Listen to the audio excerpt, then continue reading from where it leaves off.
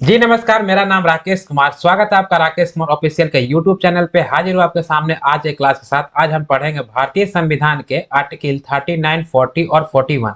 जैसा कि आप जानते हैं, हम पढ़ रहे हैं भारतीय संविधान के भाग 4 राज्य के नीति निर्देशक तत्व यानी directive principle of state policy, जिसे शॉर्ट फॉर्म में हम डीपीएसपी भी कहते हैं। ठीक है, हमने लास्ट क्लास में जी नमस्कार, मेरा नाम राकेश कुमार। स्वागत है आपका राकेश कुमार ऑफिशियल के यूट्यूब चैनल पे। हाजिर हूँ आपके सामने आज एक क्लास साथ। आज हम पढ़ेंगे भारतीय संविधान के आर्टिकल 39, 40 और 41।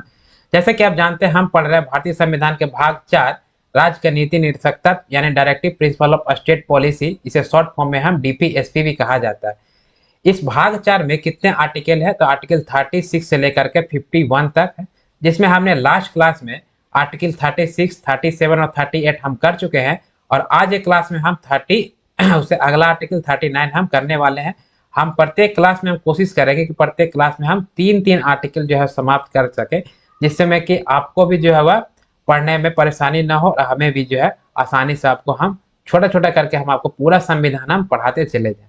तो चलिए आज एक क्लास में हम देखते हैं कि आर्टिकल 39 क्या कहता है। देखिए, हम क्या पढ़ेंगे आज? आर्टिकल 39।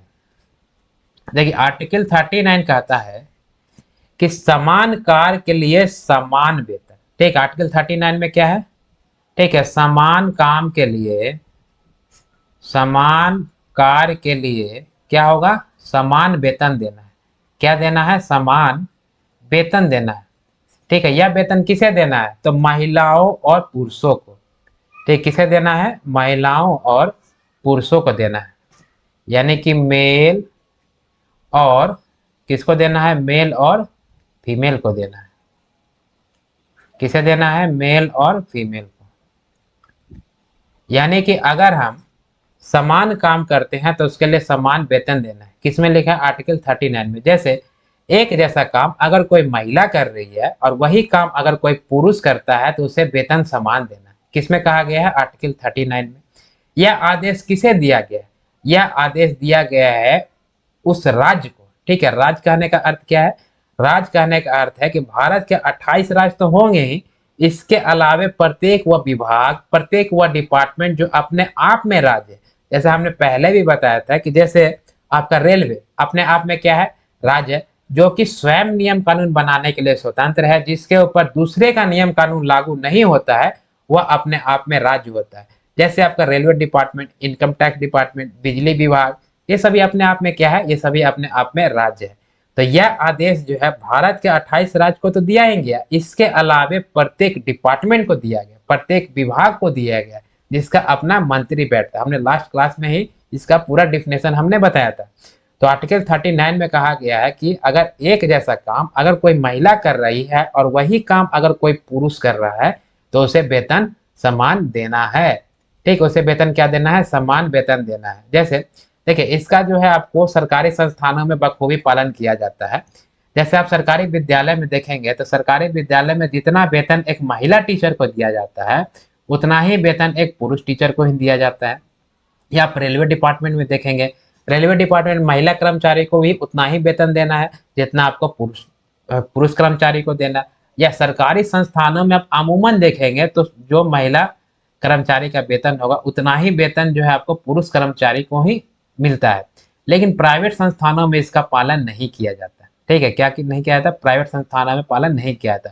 प्राइवेट संस्थानों में बहुत कम पैसे में जो है महिलाएं काम करने लगती है, क्योंकि हमारा समाज जो है वह प्रीतसत्तात्मक समाज है। यानी कि पुरुषों को ये सबका माइंड मेंटलिटी बन गया है कि पुरुष से जो है वो मतलब पैसे कमा करके लाएंगे, महिलाएं जो है वो घर का काम संभालेगी। ठीक है, ऐसा जो है वह प्रीतसत्तात्मक समाज में ऑलरेडी मतलब समाज ऐसा मान चुका है। यानी कि महिलाएं से एक्सेप्ट नहीं मतलब नहीं करती है कि वह पैसे कमा करके लाएगी। अगर वह कम पैसे भी कमा रही है तो घर के जो बड़े बुजुर्ग होते हैं उसे बहुत मान आदर देते हैं। तो महिलाओं को जो है प्राइवेट संस्थानों में बहुत कम पैसे में ही रखा जाता है। वही काम के कोई पुरुष रहता है तो उसे जो है पैसे ज़्यादा दिए जाते हैं। तो अगर जो है आपको समान काम के लिए समान वेतन नहीं दिया जा रहा है तो आप इसके लिए नाले में जा सकते हैं? नहीं जा सकते हैं, क्योंकि हमने आर्टिकल 36(7) में पहले ही बता दिया है कि संविधान के भाग 4 यानी कि राज्य के नीति निर्देशक तत्व में जो भी कानून है, जो भी प्रावधान है, अगर राज्य आपको प्रदान नहीं करती है तो आप इसके लिए न्यायालय नहीं जा सकते। किसमें कहा गया था? 37 में कहा गया था। तो अगर आपको समान काम के लिए समान वेतन नहीं दिया जाता है, किसे? महिलाओं और पुरुषों को, तो आप इसके लिए न्यायालय में नहीं जा सकते हैं। न्यायालय में वाद विवाद योग्य नहीं है। क्लियर है? अच्छा, प्राइवेट संस्थान तो छोड़ ही दीजिए, उसमें तो होता ही है, ऐसा भेदभाव देखने के लिए मिलेगा ही। आपको सरकारी संस्थान में ही देखने के लिए मिलेगा। जैसे आपको पुरुष क्रिकेट टीम के ऊपर जो है बीसीसीआई ज्यादा पैसा खर्चा करती, उनके प्लेयर को जो है, पुरुष क्रिकेट के प्लेयर को ज्यादा वेतन दिया जाता है। लेकिन वही अगर दूसरी तरफ देखें, महिला क्रिकेट टीम के जो प्लेयर होती है उन्हें कम पैसे दिए जाते। तो सरकारी संस्थानों में भी ऐसा होता है। तो प्राइवेट हो या सरकारी हो, अगर आपको समान काम के लिए समान वेतन नहीं दिया जा रहा है तो आप इसके लिए न्यायालय में नहीं जा सकते। बस इसमें भाग 4 में लिख दिया गया कि राज्य के नीति से तत्व में यह आपके भलाई के लिए दिया गया है, ठीक है, आपको अधिकार दिया गया, लेकिन यह डिपेंड करेगा किसके ऊपर? राज्य की इच्छा शक्ति के ऊपर डिपेंड करेगा कि वह आपको देना चाहता है कि नहीं देना चाहता। अगर वह नहीं देगा तो आप उसके लिए न्यायालय में नहीं जा सकते। यानी आर्टिकल 39 में क्या कहा गया है कि समान काम के लिए समान वेतन देना है। किसको? मेल और फीमेल। क्लियर है? आर्टिकल 39 क्लियर है? देखिए, आर्टिकल 39 का क्या कहता है कि निःशुल्क विधि सहायता। आर्टिकल 39 का क्या कह रहा है? आर्टिकल 39 क्लियर है? आर्टिकल 39 का क्या कहता है? निःशुल्क विधि सहायता। क्या है? निःशुल्क विधि सहायता। निःशुल्क विधि सहायता। देखिए, निःशुल्क विधि सहायता का मतलब है, विधि मतलब क्या है? कानून। निःशुल्क मतलब फ्री। यानी निःशुल्क विधि सहायता मतलब जो आपको फ्री में कानूनी सहायता दिया जाएगा।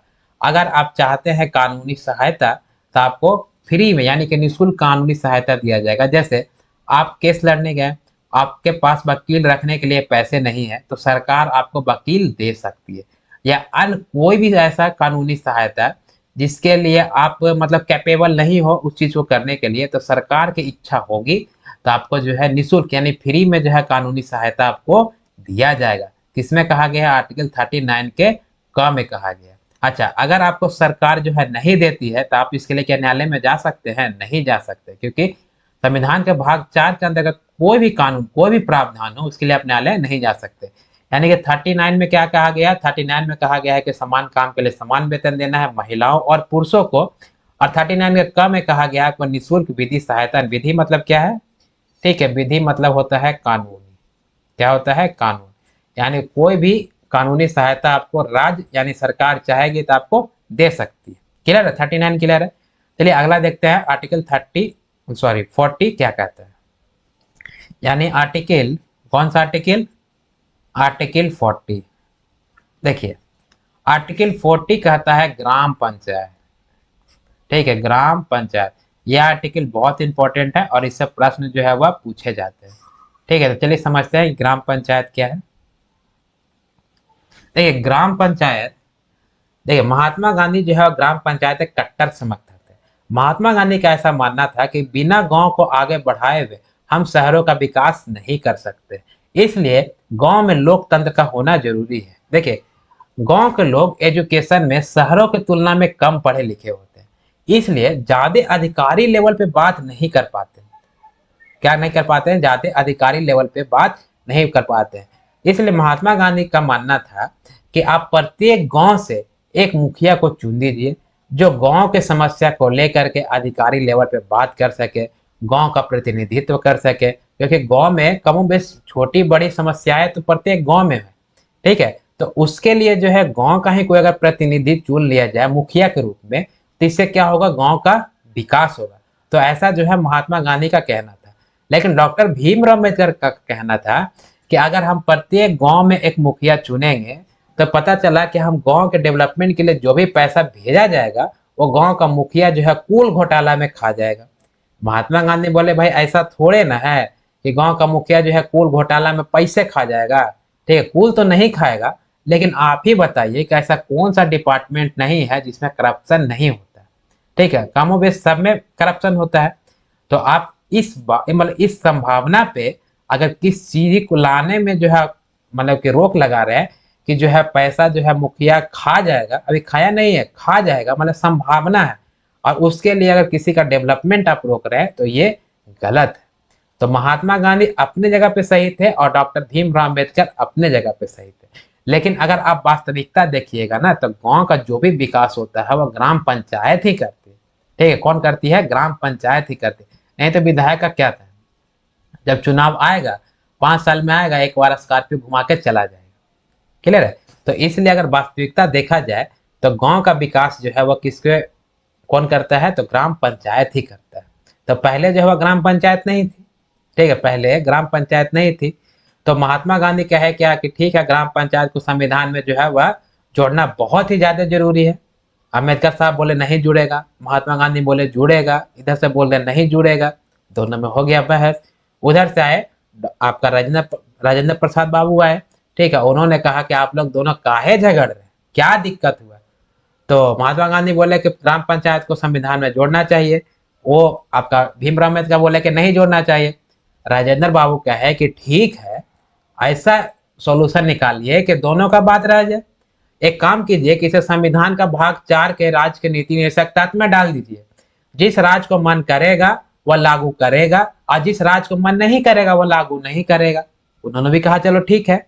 तो इसे जो है वो डाल दिया गया किसमें? राज्य के नीति निदेशक तत्व में। संविधान के आर्टिकल 40 यानी कि 40 के तहत जो है ग्राम पंचायत को डाल दिया गया। किस में डाला गया? राज्य के नीति निदेशक तत्व में। जिसे सबसे पहले जो है लागू किया राजस्थान में। किसे लागू किया गया? राजस्थान में। सबसे पहले जो है ग्राम पंचायत को लागू करने वाला कौन सा राज्य था? राजस्थान। कौन सा था? राजस्थान। ठीक है, चूंकि ग्राम पंचायत के कट्टर समर्थक कौन थे? महात्मा गांधी। इसलिए महात्मा गांधी के जन्मदिन के शुभ अवसर पर 2 अक्टूबर 1959 ईस्वी में राजस्थान के नागौर में ग्राम पंचायत को लागू कर दिया गया। ठीक है, कहां लागू किया गया? राजस्थान के नागौर में। कहा?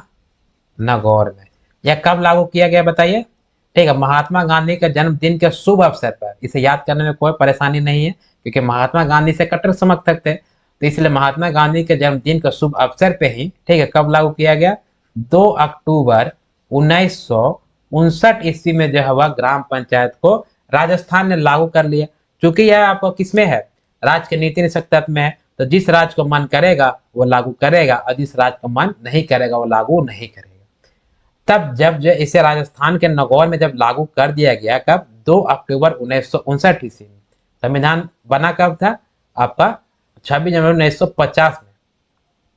यानी कि लगभग जो है 50 से आप 59, यानी कि लगभग 9 साल के बाद जो है राजस्थान के नागौर गांव में इसे ग्राम पंचायत को लागू किया गया।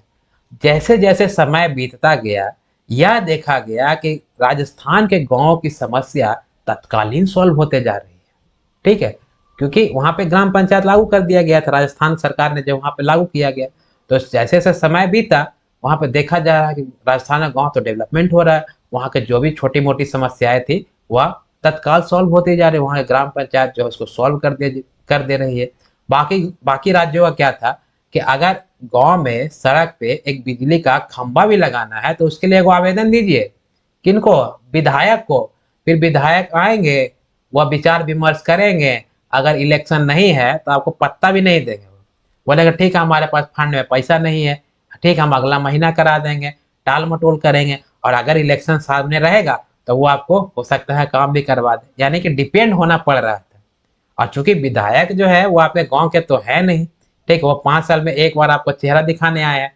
तो अगर बाकी गांव में क्या था कि अगर कुछ भी छोटा मोटा काम कराना है, या बिजली खंभा, या देख लीजिए, नहीं तो आप कोई नहर बनवाना है, या छोटी मोटी सड़कें बनानी है, या नालियां बनानी है, तो उसके लिए डिपेंड किस पे होना पड़ रहा था? विधायक के ऊपर डिपेंड होना पड़ रहा था। लेकिन राजस्थान में गांव में ऐसा नहीं था। राजस्थान में गांव की जो छोटी मोटी समस्याएं थी वो तत्कालीन सॉल्व होते जा रही थी। तब जो है इसमें कुछ राज्य बोले कि ग्राम पंचायत को लागू करना चाहिए, और कुछ राज्य बोले ग्राम पंचायत को लागू नहीं करना चाहिए। अब तो हो गया बहुत भयानक दुविधा पैदा हो गया। कोई बोल रहा है कि ठीक है लागू करो, कोई बोल रहा है लागू नहीं करो, क्योंकि ये आपका डायरेक्टिव प्रिंसिपल पर स्टेट पॉलिसी में है इसमें कोई जो है वह दबाव नहीं है कि लागू करना ही करना है। उस समय भारत के तत्कालीन प्रधानमंत्री थे नरसिम्हा राव। वो बोले ऐसे काम नहीं चलेगा, ठीक है, ऐसे काम नहीं चलेगा।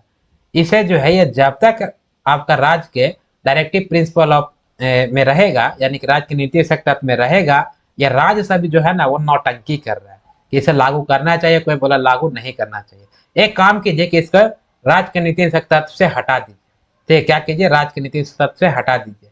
लेकिन फिर पता चला कि इसे जो है यहाँ से हटा भी नहीं सकते, ठीक, क्या नहीं कर सकते, राज्य के नीति तत्व से ग्राम पंचायत को हटा भी नहीं सकते, क्योंकि जब तक यहाँ पे रहेगा और राज्य के इच्छा पे डिपेंड करेगा कि वह लागू करना चाहता है कि लागू नहीं करना चाहता है।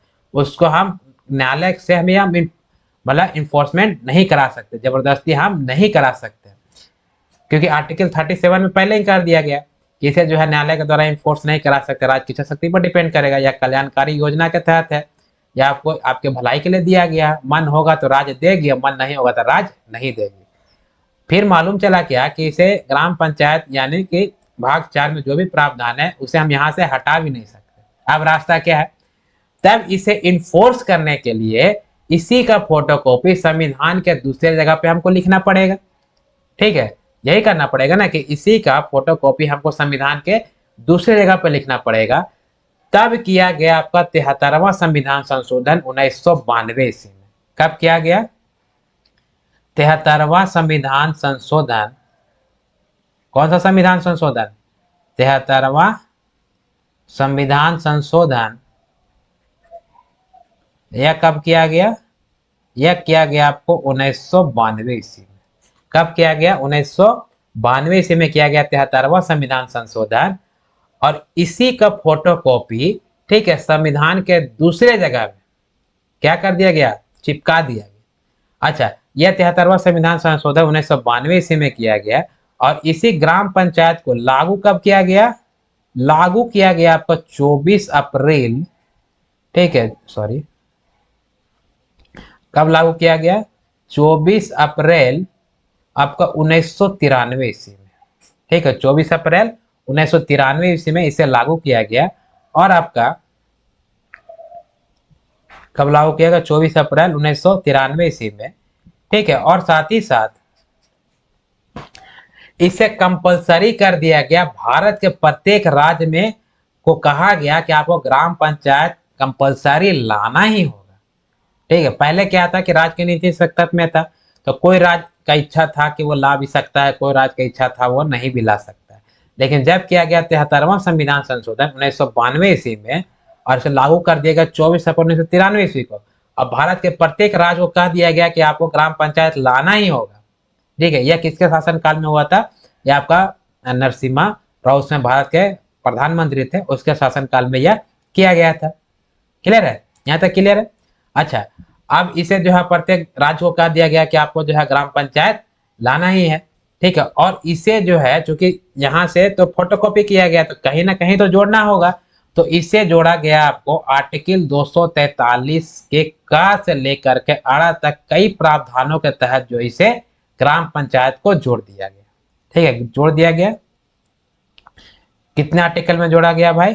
ठीक है, तो इसे जोड़ा गया आपको आर्टिकल 243, ठीक है, 243 के क से लेकर के अड़ा तक, ठीक है, कई प्रावधानों के तहत जो है वह हम ग्राम पंचायत को आर्टिकल 200 यानी 243 के ए से लेकर के, ठीक है, ई तक जो है वह कई प्रावधानों के तहत जोड़ दिया गया। अच्छा, दिल्ली में ये तो प्रत्येक राज्य को कह दिया गया कि जो आपको ग्राम पंचायत लाना ही पड़ेगा, कंपलसरी है, लेकिन दिल्ली में आज तक ग्राम पंचायत नहीं है। अरे भाई कैसे रहेगा ग्राम पंचायत? दिल्ली में तो गांव ही नहीं है, ठीक है। तो जहां पे गांव नहीं है वहां पे ग्राम पंचायत नहीं रह कर क्या रहेगा? शहरी पंचायत। क्या रहेगा? शहरी पंचायत, यानी कि नगर पंचायत वहां पे होगा। तो दिल्ली में क्या है? नगर पंचायत है। जैसे पटना राजधानी में क्या है? नगर पंचायत है। कोलकाता में क्या है? नगर पंचायत। क्लियर है? तो जिस जगह में गांव नहीं होगा उस जगह में क्या होगा? नगर पंचायत होगा। क्लियर है? ठीक है। अच्छा, आप बताइए कि जब ग्राम, अच्छा आप ही सोचिए कि संविधान लागू हुआ कब?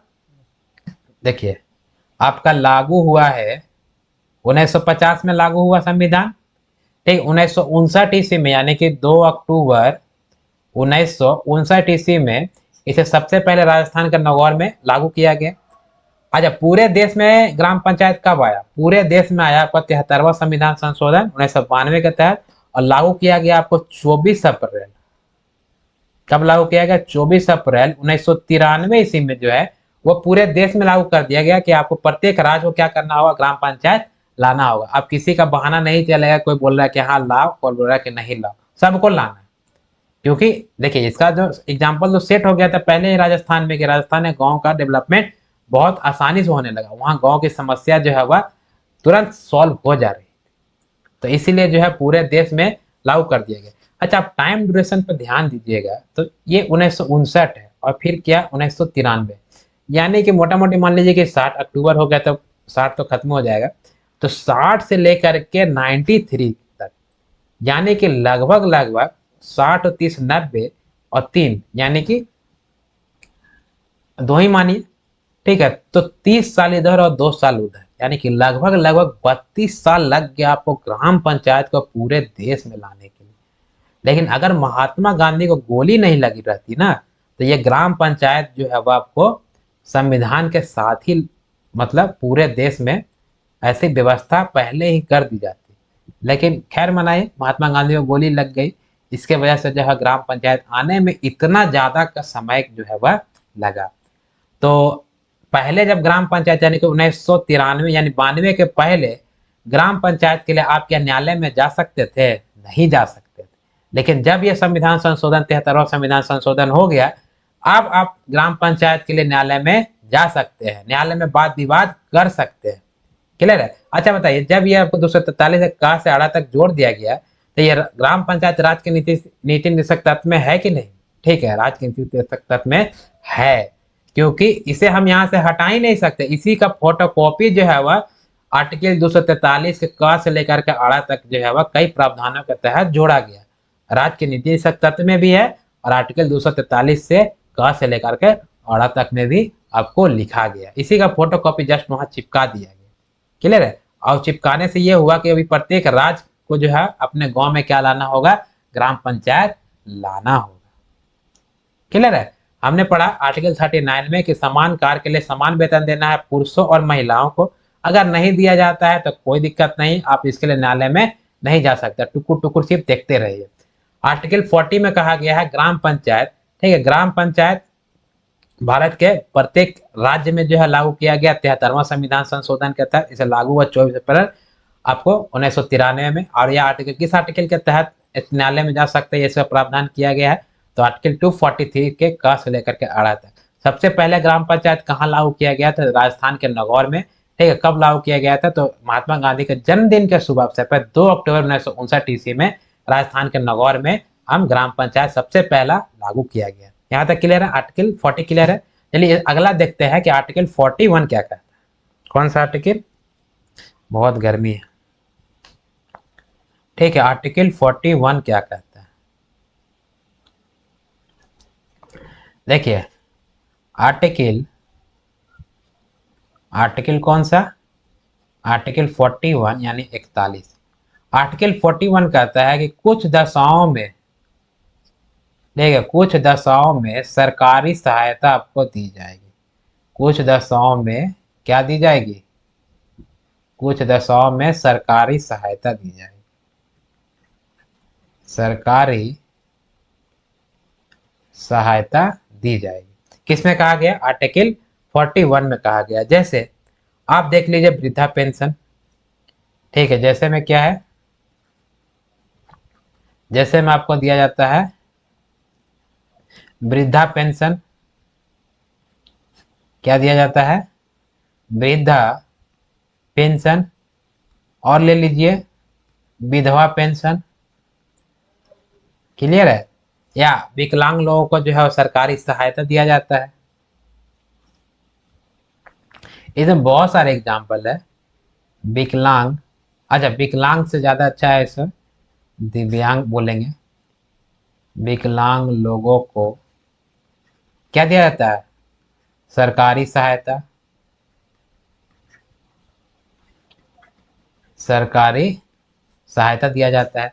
देखिए जैसे मान लिया जाए आर्टिकल 41 के तहत कहा गया है कि कुछ दशाओं में आपको सरकारी सहायता दी जाएगी। जैसे जो व्यक्ति बूढ़े हो रहे हैं, ठीक है, जो व्यक्ति बूढ़े हो रहे हैं उन्हें वृद्धा पेंशन दिया जाएगा। ये किसमें कहा गया? आर्टिकल 41 में कहा गया। जैसे जरूरी भी है, जैसे मान लिया जो व्यक्ति बूढ़े हो रहे हैं, 60 साल या 70 साल या 80 साल हो जाते हैं, तो उन्हें क्या होता है कि उनके बच्चे जो है वो उन्हें बुढ़ापे में नहीं देखते, और ये गलत है, देखना चाहिए। क्योंकि जब आप छोटे थे तो आपका पालन पोषण किनसे किया? पिताजी माँ ने किया, माता पिता ने किया। और जब माता पिता जब लाचार हो जाते हैं, मैंने बूढ़े हो जाते हैं, तो उन्हें जो है बच्चे उन्हें नहीं देखते हैं। तो सरकार जो है वह अपनी योजना के तहत उन्हें कुछ पैसे जो है प्रोवाइड करते हैं, ताकि बुजुर्ग जो महिलाएं हैं या पुरुष हैं उन्हें क्या हो जाए, कुछ सहायता मिल सके। तो जिसके तहत जो है उन्हें वृद्धा पेंशन दिया जाता है। अच्छा, ये प्रत्येक राज्य में अलग अलग हो सकते हैं, क्योंकि राज्य जो है वो अपने मतलब आर्थिक स्थिति और शक्ति के ऊपर जो है वह दे भी सकता है और नहीं भी दे सकता है। ठीक उसी तरह से विधवा पेंशन है। जैसे मान लिया जाए कि जो महिलाएं हैं जिनके पति का जो है देहांत हो गया, क्योंकि भारत में क्या है, पुरुषात्मक समाज है, यहाँ पर पुरुष जो है वो कमा के लाते हैं और महिलाएं जो है वो अपना घर जो है अच्छे से चला पाती है, या अपने बच्चे का परवरिश में जो है मेन माताओं का या महिलाओं का ही जो है मेन योगदान होता है।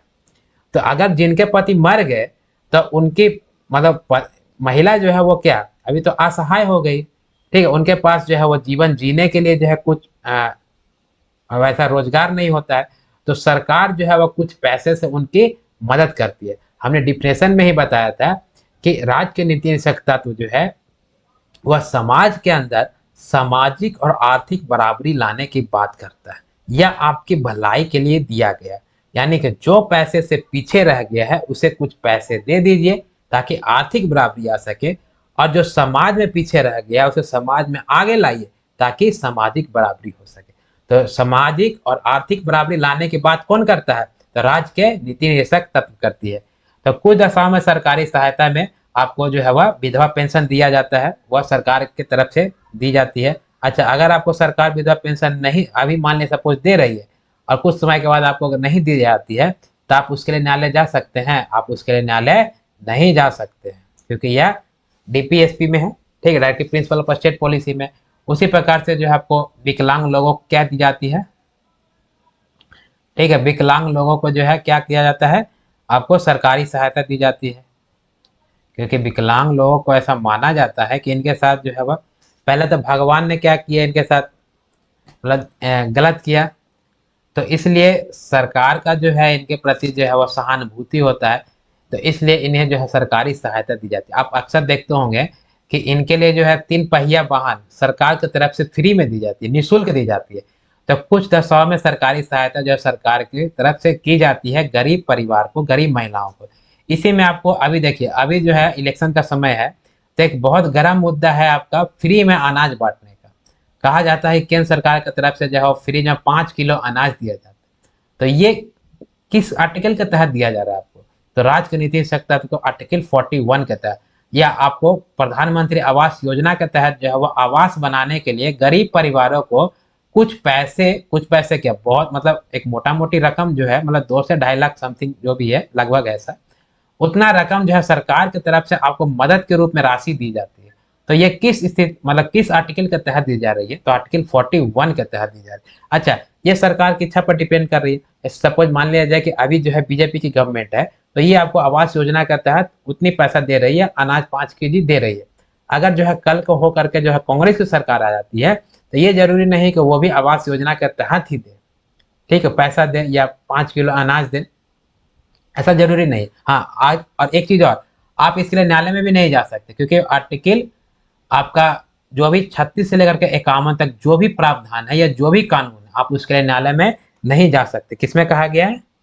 राज्य के नीति निषेध तत्व में लिखा गया है।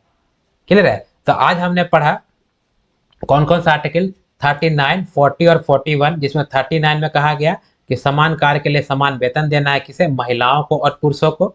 ठीक, 39 का क में आज हमने पढ़ा कि निःशुल्क आपको कानूनी सहायता दी जाएगी। अगर आप कानूनी सहायता चाहते हैं तो आपको कानूनी सहायता सरकार दे सकती है, लेकिन सरकार की इच्छा पर डिपेंड करेगी कि आपको देना है कि नहीं देना है। उसके बाद हमने 40 में पढ़ा कि आर्टिकल 40 में हमने ग्राम पंचायत के बारे में पढ़ा। ग्राम पंचायत के जो है कट्टर समर्थक थे आपको महात्मा गांधी। सबसे पहले जो है ग्राम पंचायत को अब वो किस राज्य ने लागू किया था, तो राजस्थान ने। कब? 2 अक्टूबर 1959 ईस्वी में राजस्थान के नागौर में। फिर देखा गया कि आपका राजस्थान के जो छोटी मोटी समस्याएं गाँव की वो तत्कालीन तुरंत सॉल्व हो जा रही है। तो इसके लिए जो है आपको पूरे देश में लागू किया गया लगभग लगभग 32 साल के बाद, यानी कि 73वां संविधान संशोधन 1992 में इसे जो संशोधन किया गया। 24 अप्रैल 1993 में इसे लागू किया गया और पूरे भारत के प्रत्येक राज्य को कहा गया कि आप अपने यहाँ जो है ग्राम पंचायत लाइए। अच्छा, जहाँ ग्राम गांव है ही नहीं वहां पे नगर पंचायत है। फिर उसके बाद जो है इसे आर्टिकल 243 क से लेकर के अड़ा तक कई प्रावधान के तहत जो इसे जोड़ दिया गया।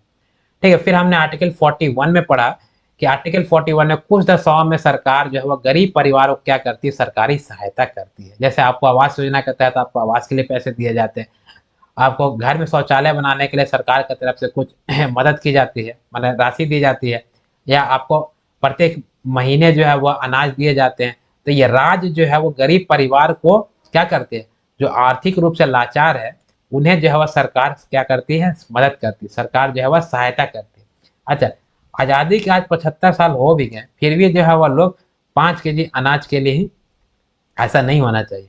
अगर जो है सरकार हमें 5 केजी अनाज दे रही है तो ये इस देश का दुर्भाग्य, क्योंकि आज़ादी का लगभग लगभग 75 साल कंप्लीट होने, मतलब लगभग हो गया है, यानी 47 से आप जोड़ लीजिए। ठीक है, आपका 24 अभी चल रहा है, तो लगभग लगभग जो है आपको 7 4 11 उधर बाकी का इधर।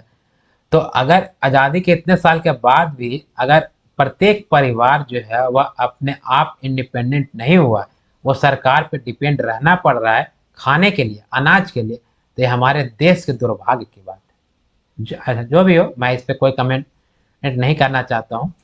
लेकिन इसमें जो भी सरकारी सहायता की जाती है वह कुछ दशकों में सरकारी सहायता जो दी जाती है आपको आर्टिकल 41 में कहा गया। अच्छा, ये राज्य की यानी कि सरकार की इच्छा पर डिपेंड करती है कि आपको देगी कि नहीं दे। मन करेगा तो देगा, मन नहीं करेगा तो नहीं दे। आप इसके लिए न्यायालय नहीं जा सकते। क्लियर है? आज हमने 39, 40 और 41 पढ़ा। अच्छा, हम अगले क्लास में फिर से हम 3 आर्टिकल पढ़ेंगे, यानी कि 42, 43 और 44 पढ़ेंगे, जिसमें 42 में क्या है, मनोचित दशा तथा प्रसूति सहायता। 43 में आपको न्याय संगत वेतन। 43 का क और ख है, जिसमें 43 का क में कहा गया है कि आपका उद्योग प्रबंधन में कामगारों की भागीदारी होनी चाहिए। वही 43 का ख में सहकारिता।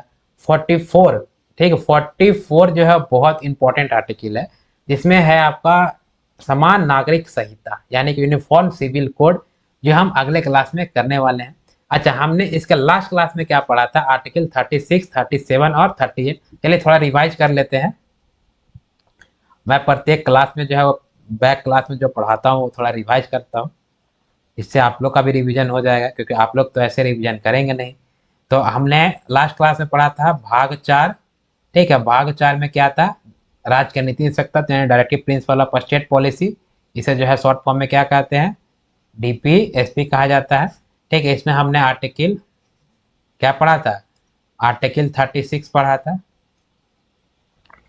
आर्टिकल 36, आर्टिकल 36 में क्या था, राज्य के नीति निदेशक तत्व की परिभाषा दी गई थी, यानी कि राज्य का नीति निदेशक तत्व एक कल्याणकारी योजना है जिसे संविधान अपने नागरिकों को देना चाहता है आपकी भलाई के लिए, देश की भलाई के लिए। यानी राज्य के नीति निदेशक तत्व समाज के अंदर सामाजिक और आर्थिक बराबरी लाने की बात करता है। जो समाज में पीछे रह गया उसे आगे लाइए ताकि सामाजिक बराबरी हो सके, और जो पैसे से पीछे रह गया उसे कुछ पैसे दिए ताकि आर्थिक बराबरी आ सके। तो समाज में क्या बराबरी लाने की बात करता है कौन, राज्य का नीति सेक्टर। तो इसका डिफिनेशन किस में दिया गया है, तो आर्टिकल 36 में दिया गया। वही आर्टिकल 37 में क्या कहा गया, आर्टिकल 37 में कहा गया कि आप इसके लिए कहाँ नहीं जा सकते हो, न्यायालय नहीं जा सकते। यानी कि अगर आपको राज्य या सरकार आपको 36 से लेकर के 51 तक जो भी कानून या जो भी प्रावधान है या जो भी अधिकार दिए गए हैं, आप उसके लिए न्यायालय नहीं जा सकते, न्यायालय में वाद विवाद नहीं हो सकता। किसमें कहा गया, 37 में। वही आर्टिकल 38 में कहा गया कि राज्य का नीति तत्व जो है वह क्या है, कल्याणकारी योजना है, या लोगों को कल्याण के लिए दिया गया। क्लियर है, क्या है, कल्याणकारी योजना है, कल्याणकारी योजना है, यह लोगों को कल्याण के लिए दिया गया है 38 में। आज हमने 39, 40 और 41 पढ़ा। तो आज के लिए बस इतना ही रखते हैं, फिर मिलते हैं हम अगले क्लास में आर्टिकल 42, 43 और 44 को लेकर के। ठीक है, तब तक हम चलते हैं। अच्छा, अगर हम आपने हमारे चैनल को सब्सक्राइब नहीं किया है तो चैनल को सब्सक्राइब कीजिए। क्लास अच्छा लग रहा है तो लाइक कीजिए, अदरवाइज डिसलाइक कीजिए। और हमारे क्लास को जो है अपने फैमिली के साथ और उन दोस्तों को शेयर कीजिए जो एग्जाम का प्रिपरेशन कर रहे हैं। फिर मिलते हैं अगले क्लास में, तब तक के लिए जय हिंद, जय भारत, नमस्कार।